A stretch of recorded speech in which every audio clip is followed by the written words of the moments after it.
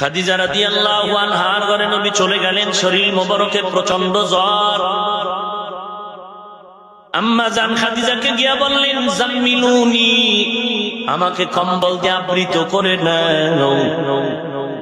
ঘটনার বিবরণ শোনায় দিলেন। আম্মা জান খাদিজা নবীকে কম্বল যা আসিল তা দিয়ে আবৃত করে ধরলেন।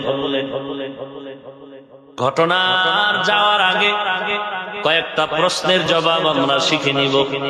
এক নাম্বার, আল্লাহর রাসূলকে আল্লাহ কোরআন নাযিল করবেন, পাহাড়ের মধ্যে নিলেন কেন? দুই নাম্বারে, মক্কার আশেপাশে তো পাহাড়ের অভাব নাই, জাবালে নূর, ভিন্ন পাহাড়ে না গিয়ে গারে হেরায় কেন নিলেন?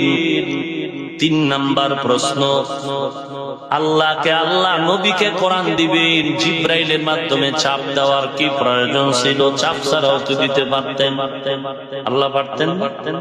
চার নাম্বার প্রশ্ন হলো, চাপ যদি দেয় তো একটা চাপেই তো হয়ে যাইতো, তিনটা চাপ দিলেন কেন?